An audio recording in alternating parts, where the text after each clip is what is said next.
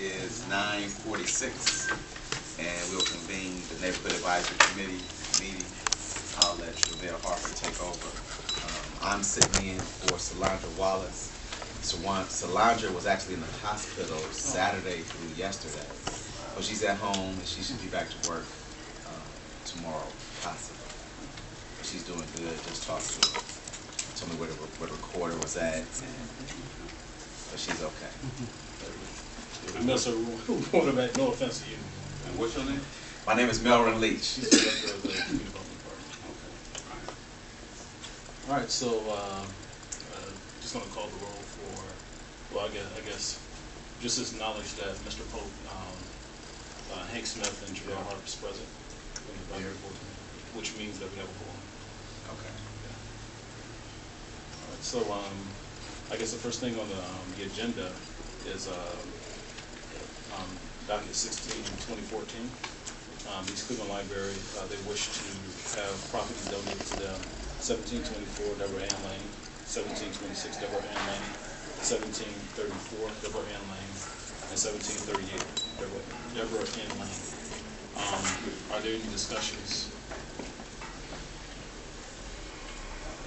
Well, I think this one was tabled for a while, and I just want to know what came of all of it. Yeah, so it was tabled several months ago because there was agreement that was made that the East Cleveland Public Library would actually, as a board, vote and present a resolution saying that they want the property, and then also because I guess the way it was configured, the properties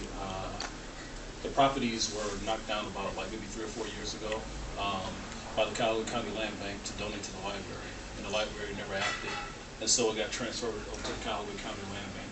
Well, long story short, when it gets into gets shipped over to the city's land bank, it is available for everybody to actually to inquire about and purchase. And so Brandon King, well, actually his mother, pretty much, she put in a request for it, and because the city is in the shape that it's in now, it requires for the people who are interested to, when they submit an application, to actually pay for the appraisals as well. So they pay for the appraisals and everything, but when they got to the table, the library showed interest for it. And so the agreement was, since it's no fault of the other party that wanted to purchase the property, because they went through the process and everything, and they put money on the table, that the library would show an interest for the property and then reimburse the King family for the appraisals that they made, and then we go ahead with the donation. Was that part taken care of? I mean, all right. So on the floor, we have 2 board members. The question is that the same property that went to council and council voted it down? No, that's okay. Okay, that's an Oak Club. Okay, right. That's okay. just the one behind the library. Okay, I got you. So I want to continue with that. So you guys want to see what transpired. So we have a representative from the King family, and we have 2 board members from the East Cleveland Public Library. If you guys want to take a seat, you can give me back my son so you can concentrate. I won't keep throwing them as you trying to articulate what you're trying to say.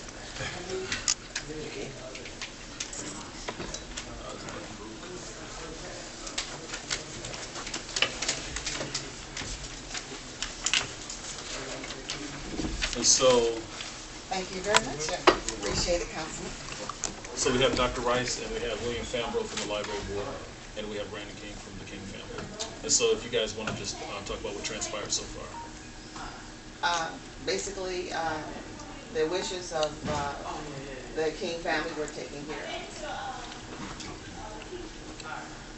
Actually, the wishes of the King family and the agreement that was made here at the last meeting to make the King family whole on their investment in the property has not actually taken place yet.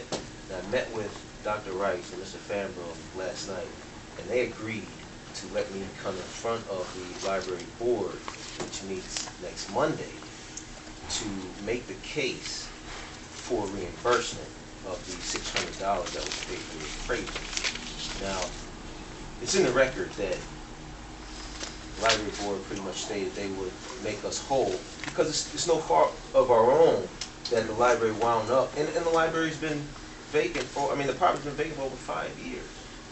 So, and as many of you know, it sits behind our property. So we've always wanted that property. So it's a natural to go after it. We would not keep the library from having that, right? No way, shape, or form. We've never argued to get the property and keep it from the library. We just want to be made whole. $600 is a lot of money. And as I stated to the library board last night, that $600 comes directly out of a small family, a small local family, small family business. Whereas the money from the library is coming out of state, federal money. So imagine a small person losing that kind of money, that hurts. So we would like to be made whole before the library acquires the property. Mr. Chair. So, okay, go ahead, Hank, and then, Let me just share just Hank had a question, I'm sorry. I just want to know, is there some concern that the King family won't be made whole? yes. There is. And let me share with you from the results of the meeting that we had here. I shared with Councilman King and each of you that I felt if his family paid money, then it's no more than right that he be paid. I said that. And I stand by that. I said all he has to do, and it's on tape, I've reviewed it myself, that all he has to do is produce the receipts, and we will take care of it. I brought a series of emails that transpired between Councilman King and myself, where I asked on 3 different occasions for the receipt. Never received it. So the last communication between Councilman King and myself was that for me to go ahead and take care of Mr. Durrah, and I'll read it to you if you like. Can you explain who Mr. Durrah is? This was sent on Monday, October 13th, 2014, at 8:21. Can you explain Mr. Durrah? I will. I'll get to that. Subject is Land Bank. Morning, Dr. Rice. My mom is a little teed off with me right now and believes she has to pay for a lawyer to handle this. So to avoid this time and cost, she said that she will deal with Mr. Durrah and get her money back. Although I have not spoken with Mr. Durrah, this may work out better. BC, now you, the library, will own the property appraisals in case it is required. What are your thoughts on this? And quite naturally, I said, fine. And the library paid a check to Mr. Durrah after I received that email, not before. Mr. Durrah is the appraiser that did the appraisals for the property. Now, I don't know what more I could do. I asked for the receipts on 3 separate occasions, and anyone who would like for me to send this, I'll be more than happy to. And I tried my best to be fair and above board. That's the only way I know how to be. I asked 3 times for the receipts that it was paid, so the library could reimburse. We're not going to reimburse on verbally. Just give us a receipt. And since I didn't get that, Councilman King gave me permission via this email to go ahead and pay Mr. Durrah, who is the appraiser, and he will take care of it from that point. I took him at his word. I believe he means that. When I met with him last night, and Mr. Fambrough was there as well, I shared the same things with Councilman King. Am I correct? Did I share that with you, this information? I didn't read it to you, but I shared the same information that I'm sharing with each of you last night. Now, I also told him if he'd like to comment, there's 7 members of the library board. Now, we paid the $600 that we said we would pay. Although at the meeting I said if I would pay it per the receipts. Never got it, so I took his word and did what he asked me to do. That there's 7 of us. I can't change what the 7 of us have agreed to do. So he can come and speak with the 7 Monday. That's aside from what we are doing here. The 7 and whatever the 7 of us decide, that will take place. I don't see a problem. Can I jump? Wait. So I think Fambrough has something to say. At this point, with the plan that's been made, I suggest that this body table this matter until next month. And we'll have a resolution by then, certainly that foreseeable. And go on from there. Because, you know, the plan's been laid out by Dr. Rice and Mr. King that Monday he'll come before the trustees and plead his case. So that would be my recommendation to this body. And my recommendation to this body is that we move on, because regardless of whether the board votes up or down, it has nothing to do with these proceedings. I've taken care of what I was asked to do. I'm a lady of my word. The $600 has been paid. Nobody said anything about $1,200. We talked about $600. So, real quickly, Brandon, can you explain the issue about the receipt? Yeah. Let me bring some color to this. In listening to the email that I sent her, and then there was a follow-up email after that, some weeks later, which stated Mr. Durrah would not abide by what I was asking him to do. She didn't read that email, but this email clearly states that this is my thoughts. I hadn't talked to Mr. Durrah, and if he is okay to this, you will, in essence, own the appraisal. Now, being the NAC board, you do know that as part of policy and procedure, and I wish Nate Martin was here because he stamps policy and procedure, you must have an appraisal to get property out of the land bank. The discussion we had at a previous meeting was to make the applicant whole through no fault of our own going after that property, right? She still need, or the library still needs their own appraisal. When I talked to Mr. Durham, he said it wasn't a reimbursement for your appraisal, it was a purchase of an appraisal, which they need. The property that was given to the Salvation Army had an appraisal. Mr. Durrah, and Mr. Pope, you'll appreciate this, he won't take a job unless you pay him in full up front. His receipt is on the appraisal. He does not give you a physical receipt. He gives you the appraisal. 4 parcels at about 50, 60 pages apiece. I never printed it out, right? So the only copy of the appraisal I had is in a Word document that he sent to me. It's a PDF. So I instructed Dr. Rice to get it from Solange Wallace because I don't actually have a receipt to give her. That is how that came about. We would still like to be made whole. She purchased, the library purchased an appraisal from Mr. Durrah, in essence. Now what I'm hearing is the King family was not made whole. The library purchased a new appraisal. So there's still $600, but no receipts.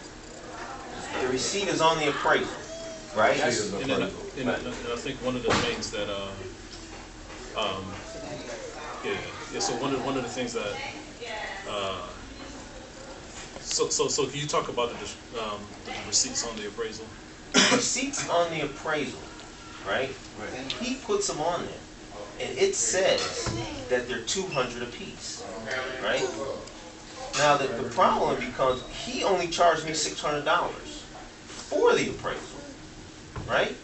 So technically, I don't have a receipt for $600. I don't have a receipt for $800, right? So initially, my thoughts when I sent out the email and I said, hey, I hadn't talked to him, was to send him the payments for the appraisals, which would have been $800, right? He would return the $600 to the King family for our appraisal. He would touch up the old appraisal because you cannot share appraisals. You can't use someone else's appraisal. It's against state and federal law. And give her an appraisal for $200. Now, Mr. Durrah would not go for that. He said, no, she needs the library needs to purchase their own appraisal. And then here's the caveat. From a legal perspective, keep in mind that 3 parcels have already passed your board. So they're just sitting in limbo somewhere. They've not been acted upon, so they've not been brought to a proper conclusion, nor has the prior applicant, the King family, withdrawn the application. If we get, or when we get made whole, we will issue a letter asking to withdraw our application. No legal problem there.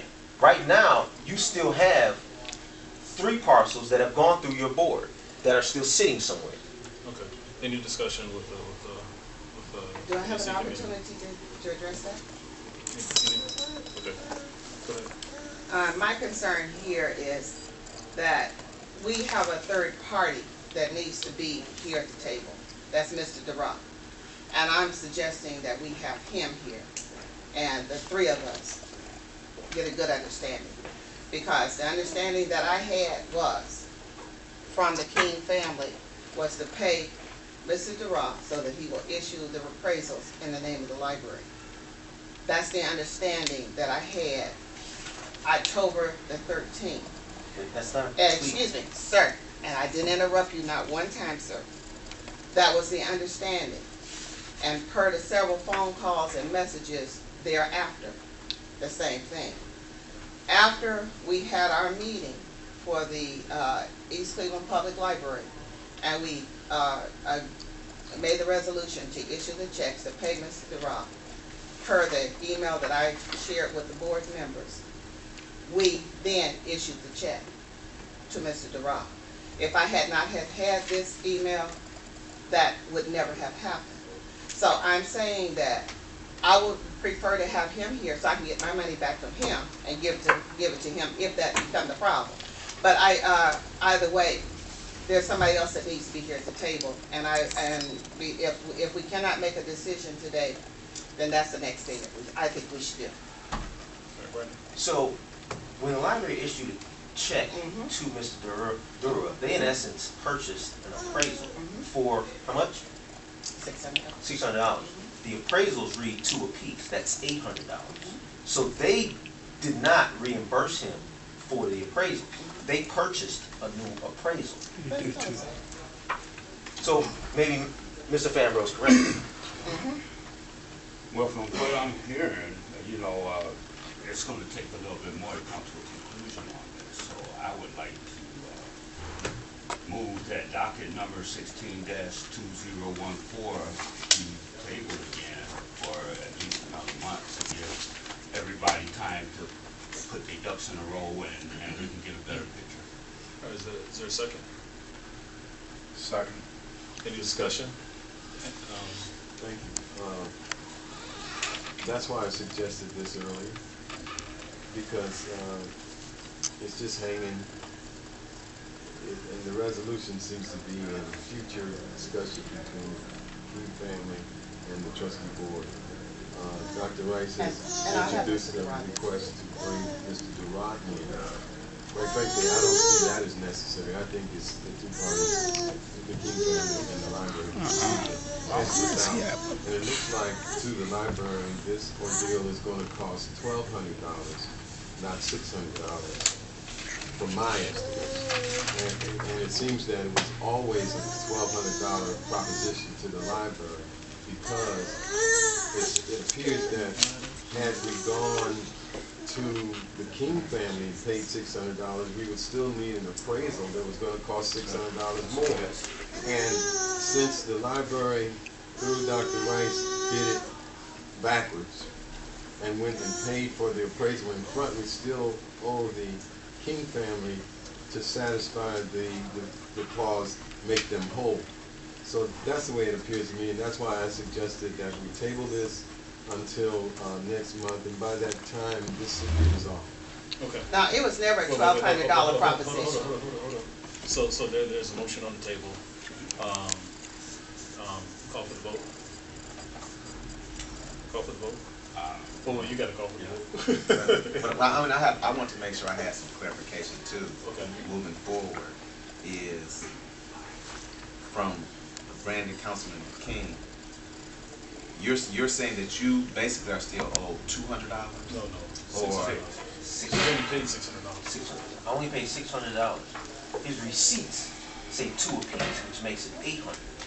okay. So you're still saying 600, and you're saying you paid that, but the question. Per him. You know, I would not have just go and just do something. Per the email that I received from him, I took him at his word. Okay. And I did so. So therefore, what I am saying to that, and I talked to Mr. DeRa myself. I didn't talk to him before I talked to Councilman King, because I don't work like that.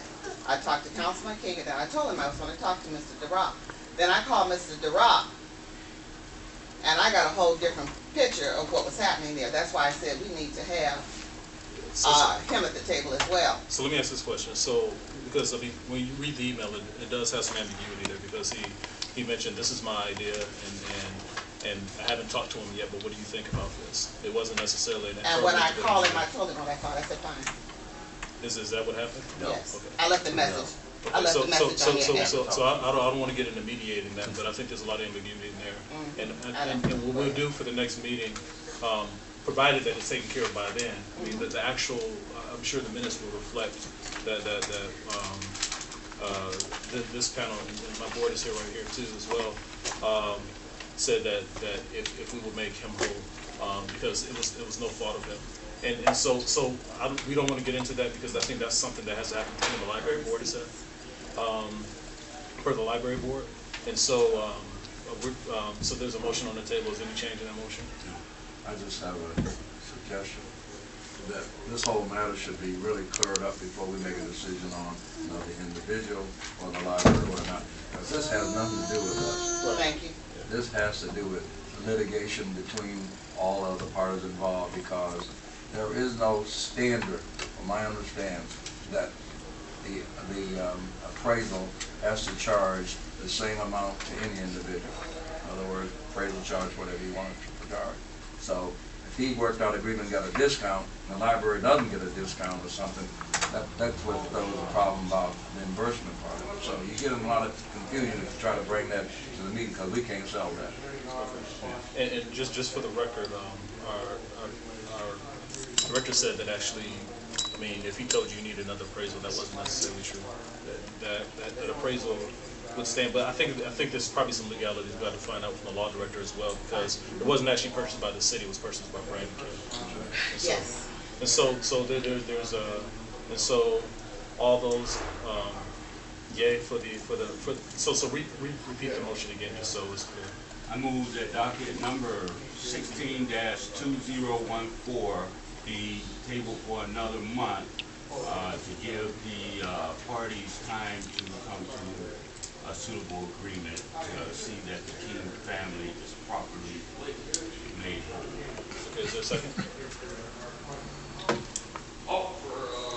Second. I mean, everyone's for. So what's your vote? Aye. What's your vote?